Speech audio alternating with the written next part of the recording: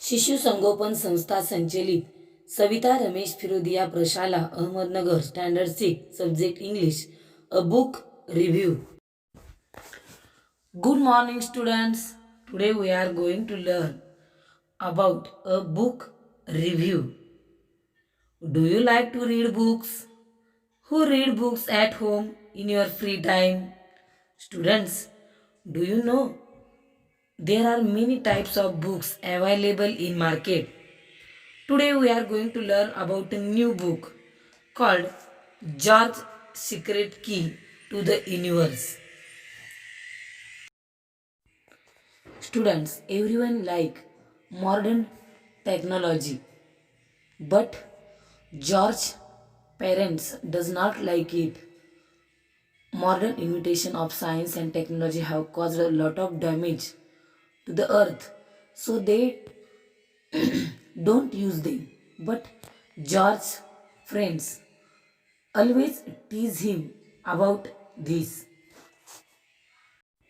George नावाच्या या मुलाच्या आईवडिलांना आधुनिक तंत्रज्ञानाचा शोध हा पृथ्वीला हानिकारक आहे असे वाटत होते. त्यामुळे ते बऱ्याचशा आधुनिक वस्तू वापरत नव्हते आणि त्यामुळे जॉर्जचे मित्र त्याला नेहमीच चिडवायचे की तुझे आई बाबा असे कसे आहेत. विद्यार्थी मित्रांनो, हा जॉर्ज मोठेपणी एक मोठा शास्त्रज्ञ झाला आणि त्याचं एक पुस्तक प्रसिद्ध आहे, George secret key to the universe. जॉर्जची ब्रह्मांडाचे गूढ उकलणारी गुरुकिल्ली आणि त्याच पुस्तकाविषयी माहिती आपण आज पाहणार आहोत. George dad is an ardent एन्व्हायरमेंटलिस्ट.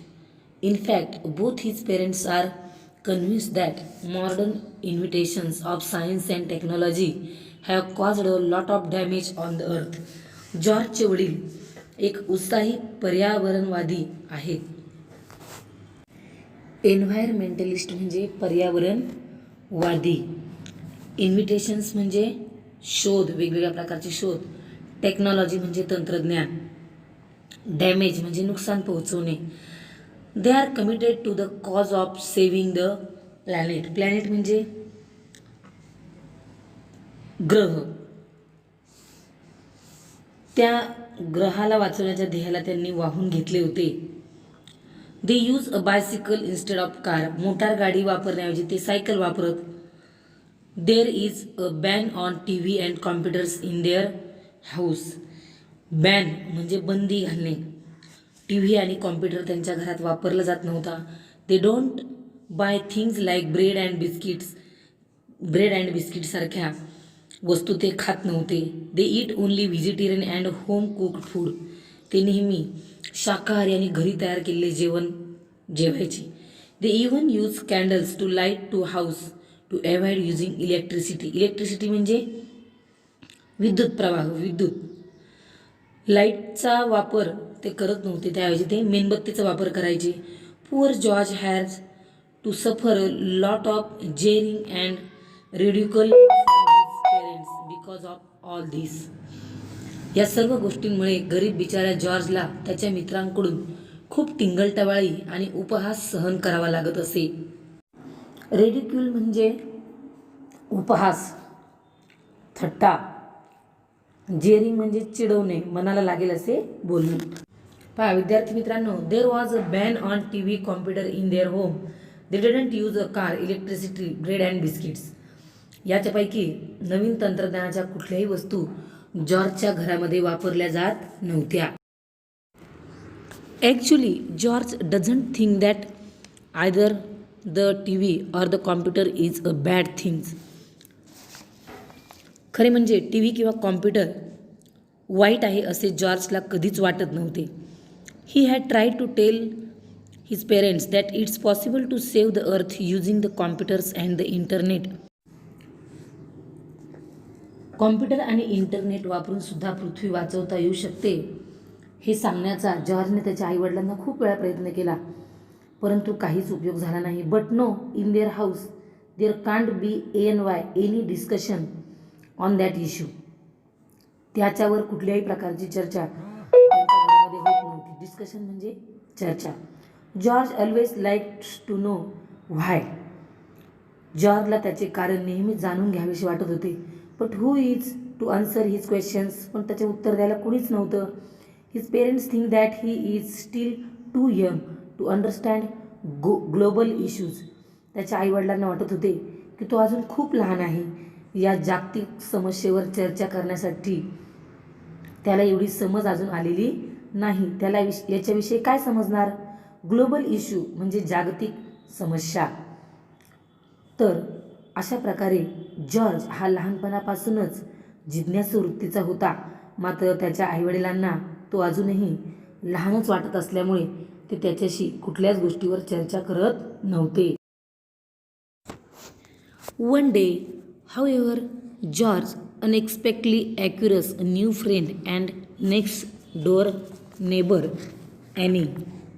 असे असले तरी जॉर्जला एके दिवशी अनपेक्षितपणे ॲनी नावाची एक शेजारी राहणारी मैत्रीण मिळते.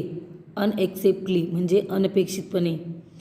ॲनीज father Eric is a brilliant scientist. Brilliant scientist म्हणजे अतिशय हुशार बुद्धिमान वैज्ञानिक.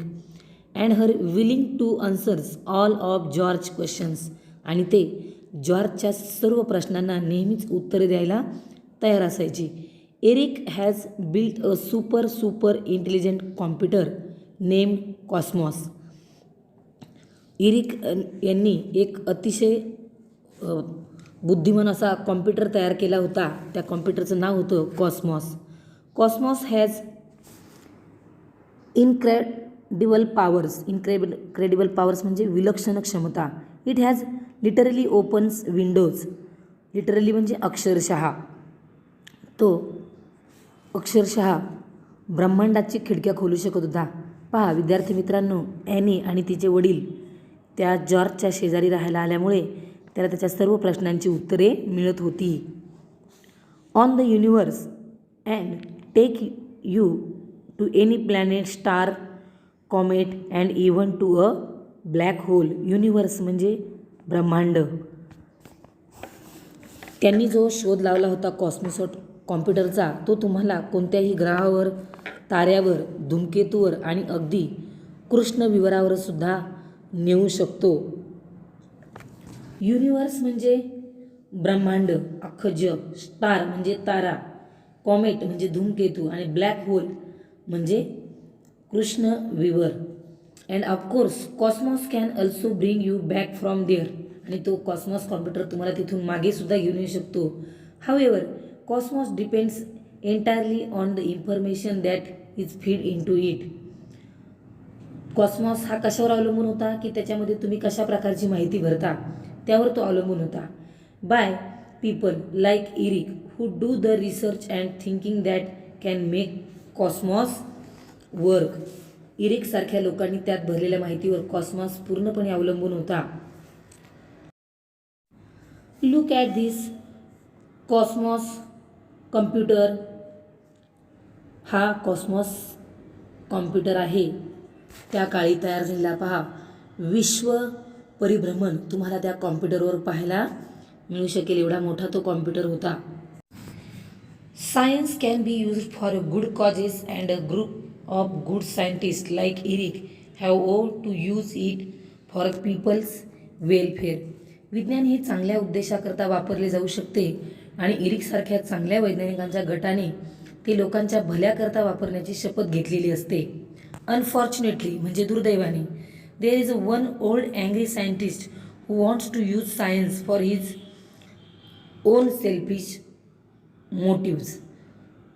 एक विचित्र उग्र वैज्ञानिक विज्ञानाचा उपयोग आपली स्वतःची स्वार्थी उद्दिष्टे, सेल्फिश मोटिव्हेज म्हणजे स्वार्थी उद्दिष्टे साध्य करण्याकरता करणार होता. He is planning to steal Cosmos and all of Eric research to that he can establish his own rule on another planet. तो त्या कॉस्मॉस चोरण्याची योजना आखतो, त्यामुळे तो दुसऱ्या ग्रहावर स्वतःची सत्ता प्रस्थापित करू शकणार असतो. It so happen that only George can do something to overcome the weak plans. Weak plans म्हणजे दृष्ट योजना. या दृष्ट योजनांवर मात करण्याकरता फक्त जॉर्जच काहीतरी करू शकत होता. If you want to know what advantages he undertakes and what strategies he has to use to stop the power hungry scientist. You have to read the novel George Secret Key to the Universe. पहा, George secret key to the universe हे एक पुस्तक आहे आणि याच्यामध्ये जॉर्जने कशा प्रकारे त्या शास्त्रज्ञांना स्वार्थीपणापासून वाचवले, त्या कॉस्मॉसचे कसे संरक्षण केले हे आपल्याला या पुस्तकात पाहायला मिळेल. The author of this wonderful adventure is Lucky Hawking. Author म्हणजे लेखक. या पुस्तकाचे लेखक लकी हॉकिंग या आहेत. The story of the novel is imaginary. या पुस्तकातील स्टोरी इमॅजिनरी आहे, but is also includes plenty of charts, photographs, boxes that give you to hard facts about our solar system. Novel म्हणजे कादंबरी.